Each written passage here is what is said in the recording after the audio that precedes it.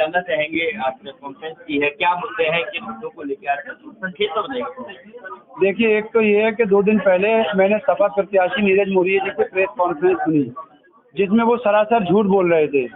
वो कह रहे थे कि ये बीजेपी की चाल है। भाई, फर्जी सिंबल आप बना रहे हो, आपके आदमी बना रहे हैं। आपने अपनी फेसबुक पे उनके बहुत सारे हजारों फोटो शेयर कर रखे हैं। अब जब हमने उसकी पोल खोल दी तो कह रहे हैं ये बीजेपी की चाल है।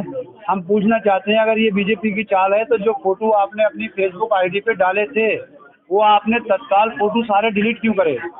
इससे साबित हो गया कि आप चोर हैं। आपने कहा था मैं राजनीति से संन्यास लूंगा, आपको आज ही राजनीति से संन्यास ले लेना चाहिए। और अगर आप संन्यास नहीं लोगे तो मैंने निर्वाचन आयोग भारत सरकार को लिख दिया है कि आपके चुनाव लड़ने पर रोक लगाई जाए, बैन लगाई जाए कि जो व्यक्ति निर्वाचन आयोग के साथ फोर्जरी 420 पेपरों में ऑन पेपर कर सकता है तो उसको जमहूरियत में चुनाव लड़ने का भी अधिकार नहीं होना चाहिए। और मुझको उम्मीद है जिस तरह से निर्वाचन आयोग ने ईमानदारी से अपना काम करते हुए आज तक मेरा साथ दिया है, 7 तारीख से पहले ही नीरज मौर्य जी के चुनाव लड़ने पर भी बैन लगेगा और केवल 2 ही प्रत्याशी रह जाएंगे। आपने जो प्रार्थना पत्र दिया उसमें ये मेंशन किया कि आपको जान का खतरा है, किससे जान का खतरा है? भाई, मुझको तो दोनों से जान का खतरा है, दोनों मेरे पीछे पड़े हैं।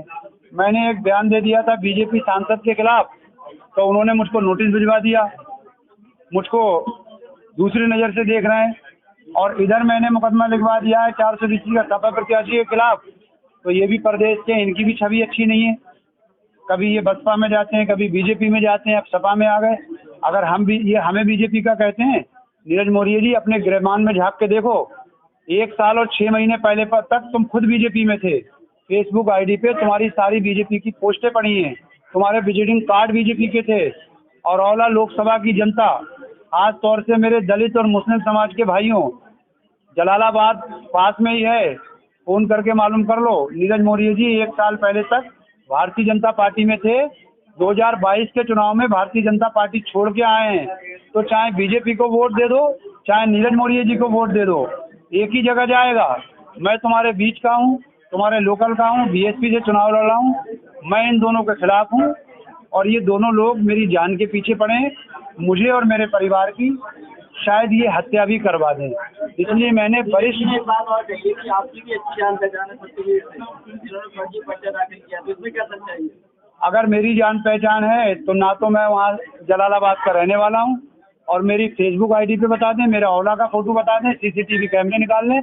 मैं तो सतवीर नाम की चिड़िया या नीरज मौर्य जी के नाम का कबूतर को जानता ही नहीं था।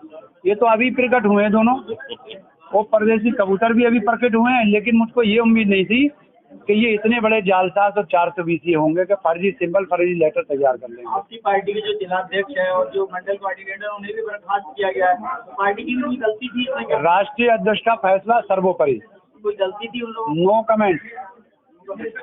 राष्ट्रीय अध्यक्ष का फैसला सर्वोपरि। आप भाजपा की बी टीम की तरह काम करते हो? मैं तो कह रहा हूँ, बड़ा पैसा दिया ऐसा नीरज मौर्य का केवल आरोप है, लेकिन मैं तो सबूत कह रहा हूँ कि 2022 तक नीरज मौर्य कौन सी पार्टी में थे? 1 महीने पहले 2022 तक नीरज मौर्य बीजेपी के थे, अपने स्वामी प्रसाद मौर्य जी के साथ बीजेपी के थे, बीजेपी के एजेंट थे।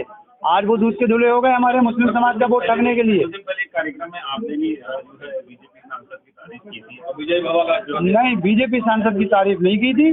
औला रेलवे स्टेशन को 11 करोड़ रुपए दिलाए थे, वो 11 करोड़ रुपए का धन्यवाद कहा था। धन्यवाद आपने कहा था कि आप दोबारा सांसद बने, मेरी दुआएं आपके साथ। नहीं, वो सुनने और कहने में फर्क आया होगा। उन्होंने जो रेलवे स्टेशन को 11 करोड़ रुपए दिलाए थे, उसके लिए हमने प्रधानमंत्री जी का और सांसद जी को धन्यवाद कहा था, और उस टाइम हम प्रत्याशी नहीं थे। आज वही सांसद जिनको हमने धन्यवाद करा था, आज वही हमारे पीछे पड़े हैं, नीरज मौर्य हमारे पीछे पड़े हैं। ये औला लोकसभा की जनता को समझना पड़ेगा। जब तक आप भी समाजवादी पार्टी में थे, आज तो मैं समाजवादी पार्टी में था, कोई बीजेपी में थोड़ी था। नीरज मौर्य तो बीजेपी में थे। फेसबुक आईडी चेक कर लो, जलालाबाद चेक कर लो, खूब सत्ता के मजे लिए बीजेपी में रह के, विधायक बन के बीजेपी में होटल लगा के टहले। ये औला लोकसभा की जनता जानती है, नीरज मौर्य असली बीजेपी के हैं।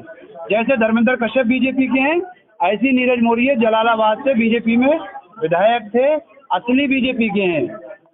ठीक है।